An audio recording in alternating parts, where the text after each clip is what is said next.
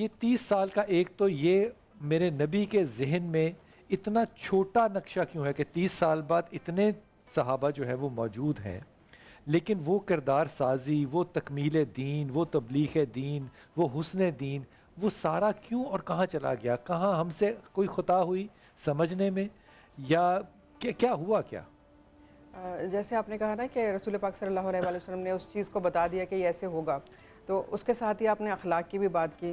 تو رسول پاک صلی اللہ علیہ وسلم تو بے شک اخلاق کی تکمیل کے لیے آئے، اور انہوں نے وہ جو تعلیمات دیں وہ اس وقت تک چلیں جس کا آپ نے اظہار کیا کہ 30 سال تک ہے، جس میں 6 ماہ جو ہیں وہ امام حسن کے خلافت کے حوالے سے ہم بات کرتے ہیں. پھر آپ صلی اللہ علیہ وسلم نے فرمایا اس کے بعد بدترین بادشاہت کا دور ہوگا. اچھا، اب وہ جو اخلاقیات کی بات رسول پاک صلی اللہ علیہ وسلم نے جس کا آغاز کیا، جس طرح سے تربیت فرمائی اپنے اصحاب کی، وہ اخلاقیات جو تھی وہ کوئی ختم نہیں ہوئی تھی، لیکن جیسے ہم کہتے ہیں نا کہ ہمیشہ اچھائی کے ساتھ برائی ساتھ چل رہی ہوتی ہے، تو وہ ایک ابھر کر سامنے آنے لگی.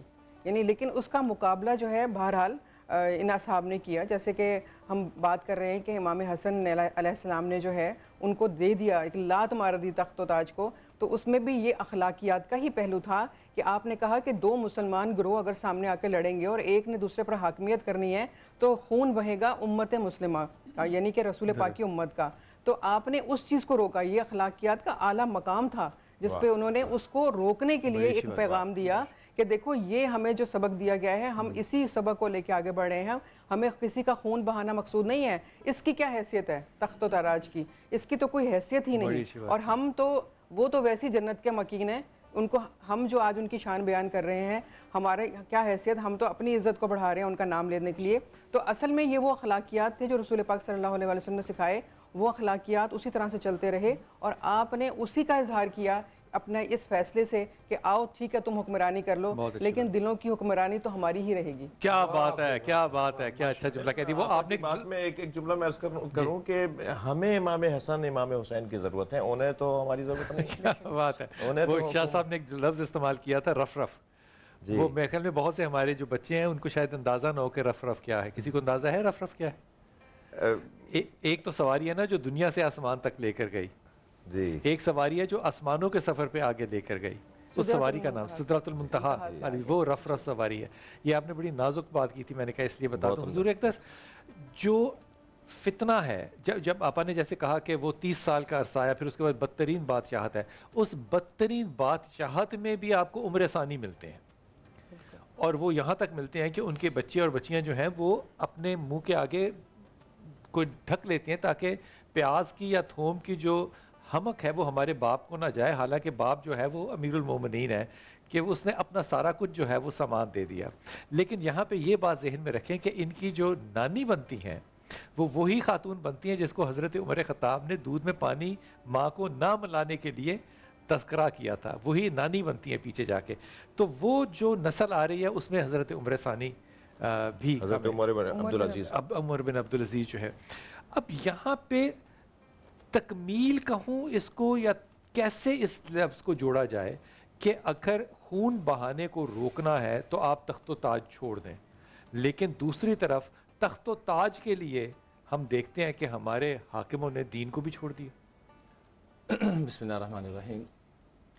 ثانی عمر جن کی آپ بات کر رہے ہیں، سیدنا عمر بن عبدالعزیز، ان کو جو یہ صفات مل رہی ہیں وہ بھی سیدنا عمر فاروق رضی اللہ تعالیٰ عنہ کے صدقے سے مل رہی ہیں کہ انہوں نے ہی اس سے رشتے کا چناؤ فرمایا. نمبر 1. نمبر 2، عمر بن عبدالعزیز وہ شخصیت ہیں کہ تمام مکاتب فکر کے ہاں معتدل، معتبر اور بڑی ہی صفات والی شخصیت. ایسا ہی ہے.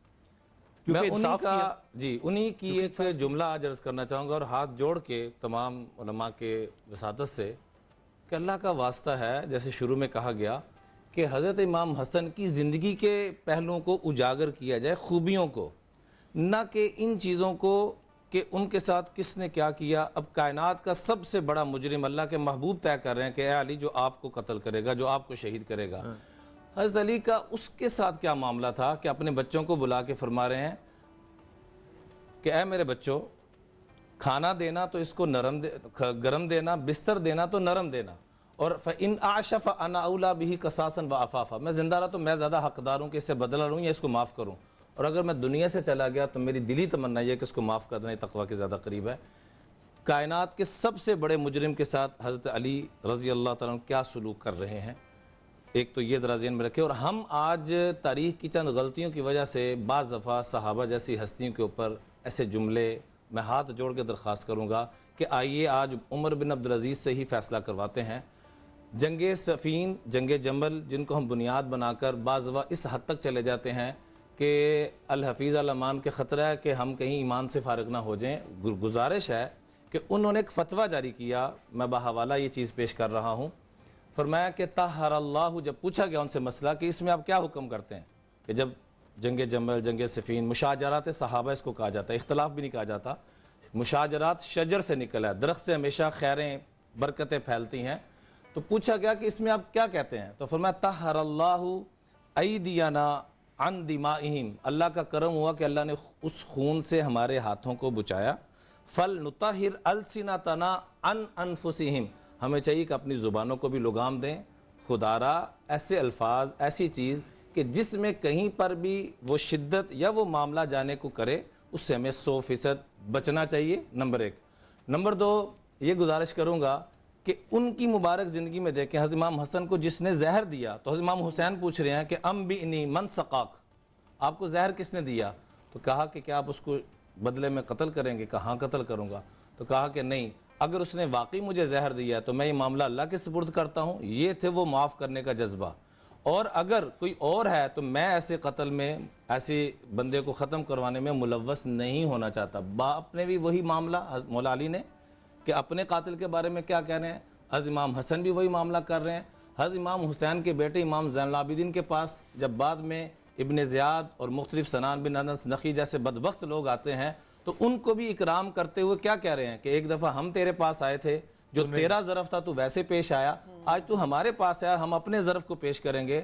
میں ہاتھ جوڑ کے بلال بھائی یہ گزارش کروں گا علامہ صاحب کی وساطت سے بھی کہ ان پہلوؤں کو اجاگر کیا جائے۔ ہمارے گھروں کی لڑائیاں تو ختم نہیں ہو رہی اور ہم ان کے معاملات کو بیچ میں لے کے آ جاتے ہیں کہ ان کے ساتھ فلاں نے یہ کیا، بدترین زمانہ آ گیا، فلانا آ گیا۔ اللہ کا واسطہ ہے، آپ نے جو جملہ کہا نا کہ اپنے لفظوں کو صاف کریں، میرے خیال میں اس سے پیچھے جائیں، اپنے خیالوں کو بھی صاف کریں، جی، پھر کہیں جا کے لفظ آپ کے صاف ہوں بہت گے۔ اچھی بات کی ہے۔ وہ خیال اگر پاک نہیں ہوں گے تو پھر زبان کہاں سے پاک ہونی ہے؟ خیالات کو صاف کیا جائے اور ان کے ساتھ جڑنے میں یقین کریں۔ خلفاء راشد کا زمانہ اٹھا کے دیکھیں، سیدنا صدیق اکبر کے 20 واقعات کہ جس میں پہلے خطبے میں ایک طرف حسن کو، ایک طرف حسین کو، امامین کو، دونوں کو بٹھایا اور فرمایا خطبہ میں دوں گا، زیارت ان کی کرو گے۔ سیدنا عمر فاروق کے دور میں بھی ان کو بدرین جیسا وہ دیا گیا جو کسی صحابی کو نہیں دیا گیا۔ سیدنا عثمان غنی کے دور میں بھی یہی معاملہ، ہر دور میں ان کو پیار۔ اور حضرت ابو ہریرہ شیخ الحدیث جیسی ہستی اپنی پگڑی اتار کر ان کے جوتے صاف کر رہی ہیں اور کیا کہہ رہی ہیں کہ کیا آپ نے نہیں سنا کہ جو آپ سے پیار کرے گا وہ آقا کریم سے پیار کرے گا، جو آقا کریم سے پیار کرے گا وہ جنت میں جائے گا۔ سبحان اللہ۔